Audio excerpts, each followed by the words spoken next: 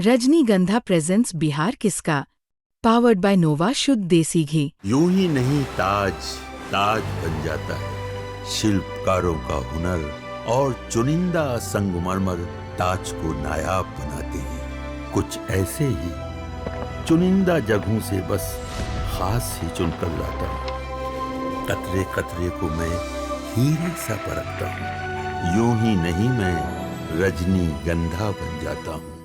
क्या ऐसा बोला इन्होंने जो कि उसको अखरा है? बहुत बोले चुनावी माहौल था, कुछ भी बोल सकते हैं। चुनावी सब वोट देने के लिए जागरूक कर रहे हैं। विरोधी तो सब है, जैसे अनंत सिंह के विरोध में तो सूरज भान भी बोल रहे हैं, अनंत सिंह के विरोध में बीना देवी भी बोल रही हैं, अनंत सिंह के विरोध में पीयूष प्रियदर्शी भी बोल रहे हैं, आपके दादा ही बोल रहे हैं। तो सिर्फ आपके दादा को क्यों टारगेट किया? नहीं, सुजभान सिंह उनके अथी का है, उनके समाज का है, वो कुछ कर भी नहीं सकते। सुजभान सिंह का उतना नहीं है कि सुजभान सिंह का कुछ कर दे। और मेरे दादाजी को इसलिए किया गया कि वो अति पिछड़ा के नेता है, वो अति पिछड़ा के सब समाज के नेता हैं वो। और उनको इसलिए किया गया कि उनको लगा, ये चीज उनको लगा कि उनका एक भी आदमी इस टाल क्षेत्र में नहीं है। क्योंकि कुछ दिन से हम भी सोशल मीडिया पर एक्टिव थे, तो हम भी सुन रहे थे। एक बार एक न्यूज था, वो न्यूज वाला को तो हम बताएंगे, मतलब कि आपको जल्द ही दिखाएंगे हम उस न्यूज वाला को। वो न्यूज वाला उनका खरीदा हुआ न्यूज वाला था। वो न्यूज वाला चला रहा था, जितना मतलब विरोधी था मेरे दादाजी का मुकामा में, जैसे दादाजी बोल रहे थे अनंत सिंह के विरोध, तो जितना विरोधी था मेरे पूरा क्षेत्र में, सबका रिकॉर्डिंग ले लेके अनंत सिंह को पहुंचा रहा था। अनंत सिंह टोटल डलवा रहा था थी पे हैंडल पे डलवा रहा, सोशल मीडिया पे डलवा रहा था, टोटल डलवा रहा था। वही कारण हुआ, यही दोनों भाषण लड़ा और ये मर्डर हुआ। अच्छा, उसी गाड़ी में पीयूष प्रियदर्शी भी थे, उसी गाड़ी में आपके दादा भी थे? जी, एक ही गाड़ी में थे।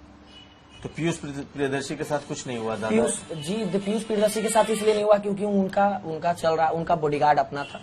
सब चीज था उनके पास सुरक्षा थी जी। और दादाजी को वहां से खींच के लेके चले गए जी। वो तो अब क्या कीजिएगा, जिसका समय जिसका थी रहता है, सरकार रहता है, उसको कुछ कर सकते हैं। तो आप पीयूष प्रियदर्शी ने जो उस वक्त किया, उससे आपको कोई दिक्कत नहीं, कोई प्रॉब्लम नहीं? नहीं, वो कर भी क्या सकते थे, उनका भी जान का खतरा था। वो भी गलत नहीं किए वहाँ पे।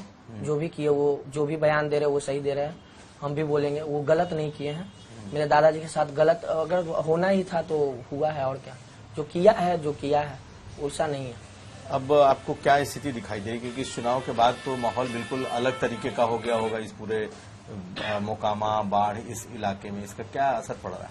असर तो नहीं जानते हम, बस हम न्याय की मांग कर रहे हैं और जल्द से जल्द सुरक्षा बढ़ाई जाए मेरे घर की, क्योंकि यहाँ पे कभी भी हमला हो सकता है। क्योंकि ये मामला जितना जोर पकड़ रहा है, उतने लोग यहाँ के, भाई सभी समाज के नहीं, एक दो मतलब एक समाज पर्सनल नहीं है, उनके समर्थक अनंत सिंह के हैं। वो आरोप लगा रहे हैं हम पे कि वो गलत बोल रहा है, वो ठीक कर रहा है। तो ठीक है, हम गलत बोल रहे हैं, गलत ही सही, आप हमको न्याय दिलवा दीजिए बस। हमको न्याय चाहिए, हमको कुछ नहीं चाहिए, हमको न्याय चाहिए बस। हमको अनंत सिंह का फांसी चाहिए फर्स्ट में, और दूसरा में हमको सुरक्षा चाहिए घर का, क्योंकि मेरे फैमिली पे भी ये कभी भी आफत आ सकती है। हम दे रहे हैं बयान, हम पे भी कल के डेट में फायरिंग हो सकती है, कोई बड़ा बात नहीं है। अनंत सिंह के लिए तो ये छोटा मोटा चीज है। आने वाले समय में आप भी चुनाव प्रक्रिया में हिस्सा लेंगे, क्योंकि आपके दादाजी बहुत पॉलिटिकल आदमी थे?